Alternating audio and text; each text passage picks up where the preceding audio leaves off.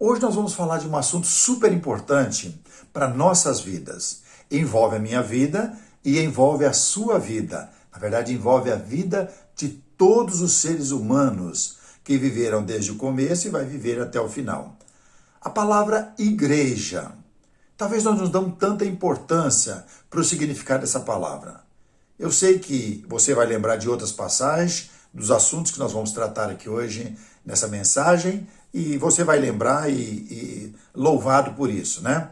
Mas a palavra igreja, ela vem do grego, significa eclésia.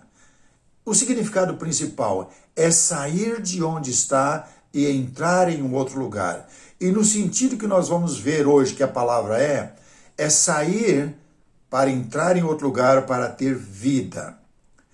Olha bem, vamos começar a observar isso. Essa palavra só aparece na Nova Aliança, quando Jesus disse em Mateus capítulo 16, versículo 18, para o apóstolo Pedro: Tu és Pedro, e sobre esta pedra edificarei a minha igreja, e as portas do inferno não prevalecerão contra ela. Pois bem, mas ela não aparece na Antiga Aliança, que tem uma duração muito maior do que o período da Nova Aliança, mas ela aparece na Antiga Aliança. Ela já estava lá na Antiga Aliança. O chamado de Deus também é para ter vida.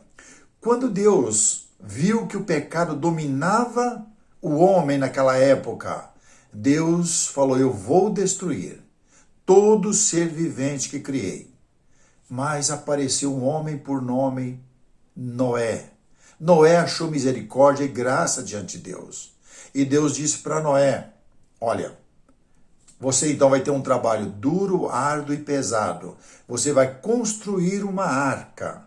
Deu todas as coordenadas. E no capítulo 6, versículo 22, fala que ele construiu conforme o que o Senhor havia ordenado.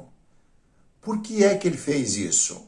Para preservar a vida. Então Noé, sua esposa, 3 filhos e 3 noras entraram na arca para preservar a vida.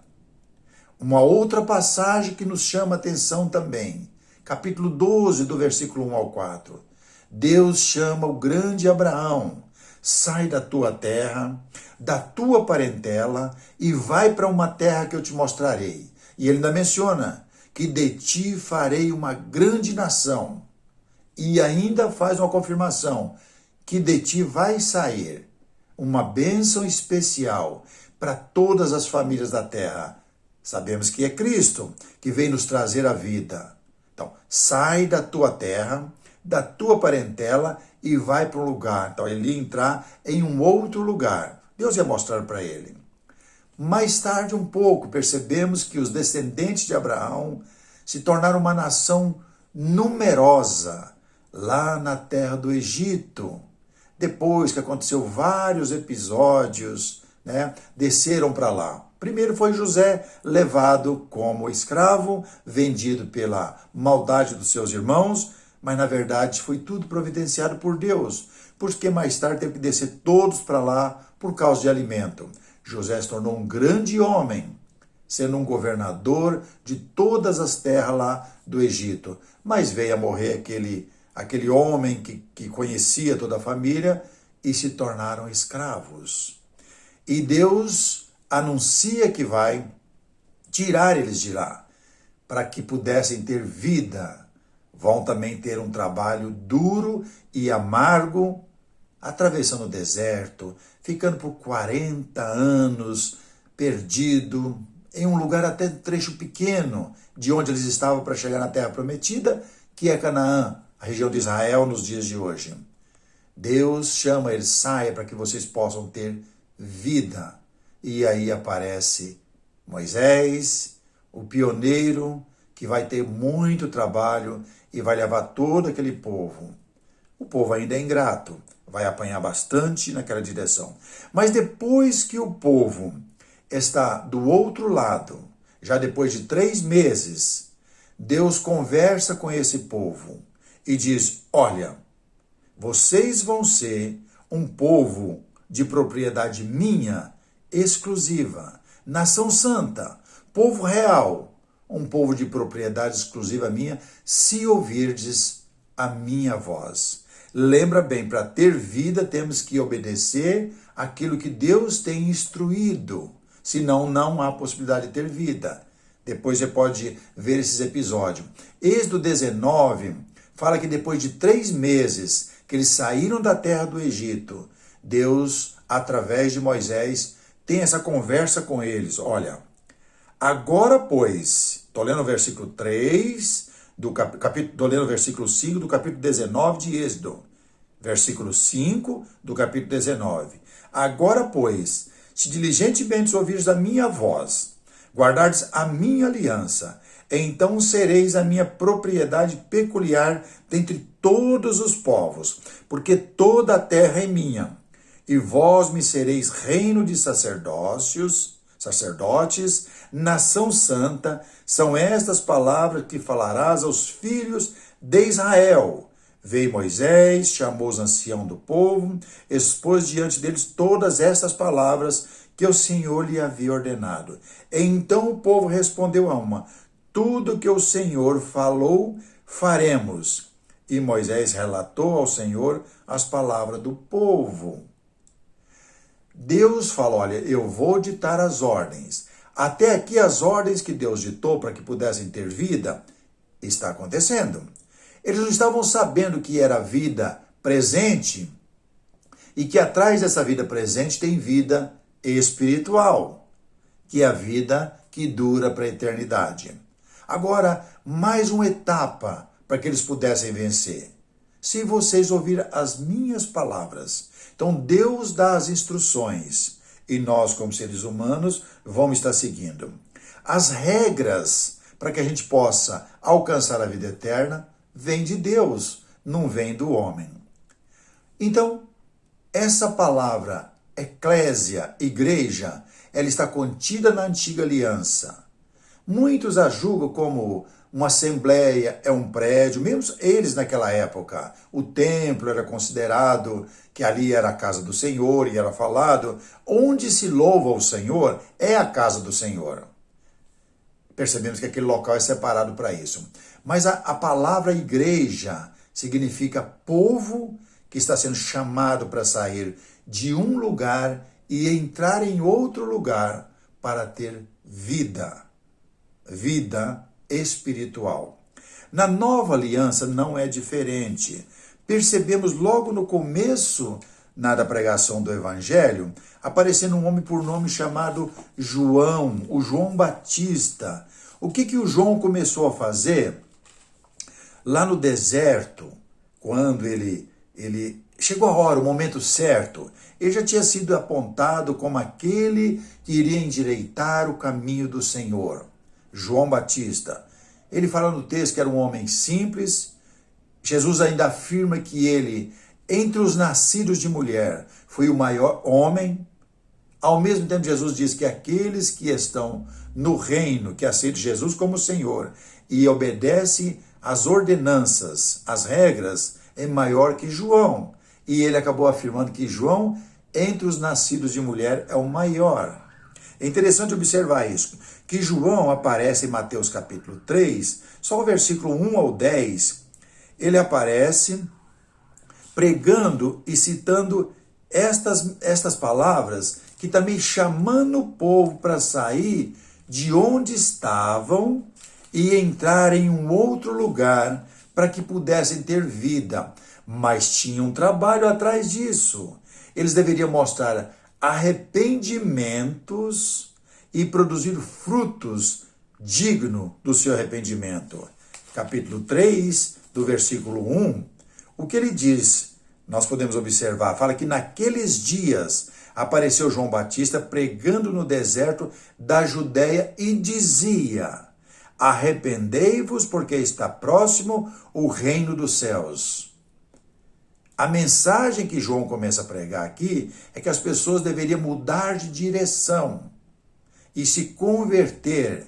Arrependimento de estar praticando e andando num caminho longe de Deus. E se eles quisessem ter vida, deveria voltar para entrar em uma outra direção.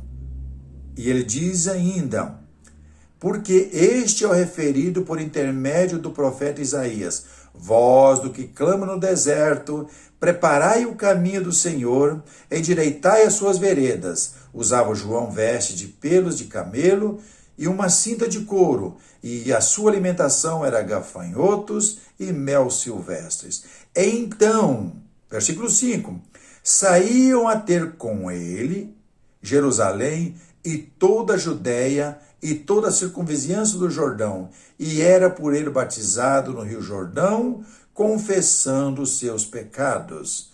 Vendo ele, porém, que muitos fariseus e saduceus vinham ao batismo, disse-lhes: raça de víbora, quem vos induziu a fugir da ira vindoura? Produzi, pois, frutos dignos de arrependimento. E não comeceis a dizer entre vós mesmos: temos por pai Abraão. Porque eu vos afirmo que destas pedras Deus pode suscitar filhos a Abraão. É interessante, você se arrepende e sai de onde você está. Ainda um pouco mais, podemos perceber que no próprio livro de Mateus, no capítulo 16, a mensagem, o versículo que eu acabei citando no começo da mensagem, Jesus dizendo algo interessante sobre a palavra ou sobre a igreja. E aqui ele cita abertamente o que é que está acontecendo agora, ou o que vai acontecer em breve. Pessoas iriam estar se arrependendo, começando até no batismo de João, e iam formar grupo de pessoas que recebiam o nome de eclésia ou igreja. Pessoas que saíram do pecado e entraram para o reino, entraram para a família de Deus através de Cristo. Entraram para fazer parte da igreja que pertence ao Senhor. Ele diz bem assim: eu também te digo que tu és Pedro, capítulo 16, versículo 18, e sobre esta pedra edificarei a minha igreja, e as portas do inferno não prevalecerão contra ela. Agora, nós sabemos que nós estamos embaixo de uma outra doutrina, não aquelas da antiga aliança. Agora nós estamos na nova aliança, que tem outros preceitos e regras a ser cumpridos. Não tem mais sacrifício de animais, não temos que obedecer à lei, como era no passado, mas temos regras a cumprir. Nós não fazemos mais sacrifício de animais, porque Jesus é o Cordeiro de Deus que se sacrificou por mim e por você. Não temos mais que obedecer, mas tem outras regras. E se queremos ter vida, temos que olhar estes mesmos ensinamentos e regras para praticar na igreja que pertence a Deus desde a antiga aliança. E na nova aliança, ela apareceu claramente qual eram os planos de Deus. Observando isso, nós percebemos na primeira mensagem também que o apóstolo Pedro pregou no começo do livro de Atos, capítulo 2, versículo 38, quando Pedro termina de fazer aquela fabulosa mensagem, aquele discurso lá no pórtico de Salomão. Eles ouvindo tudo aquilo, fala que compungiu-lhes o coração. E perguntaram a Pedro e aos demais apóstolos: que faremos, irmãos? O que nós vamos fazer? Nós somos culpados por ter morrido o unigênito Filho de Deus.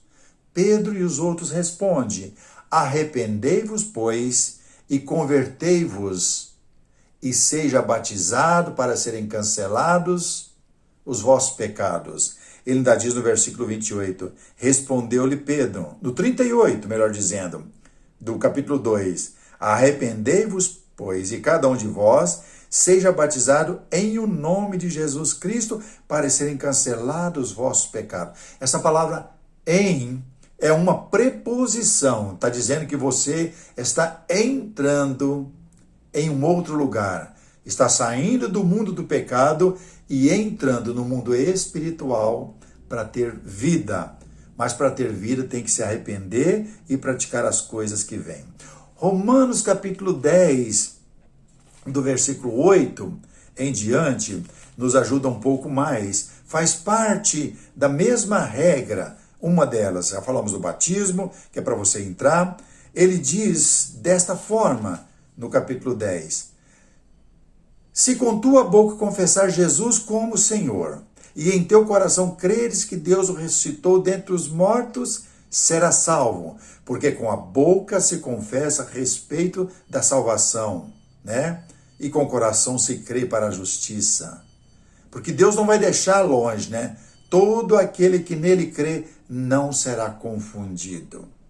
Romanos capítulo 10, a partir do versículo 8 e 9, estou lendo só um pouco, mas nós podemos observar que ele dá uma dica. Eu tenho que sair e manifestar o desejo de entrar na família de Deus, ou entrar na igreja, que não é minha e nem é sua. A igreja é dele, de Jesus Cristo, o nosso Senhor e Salvador.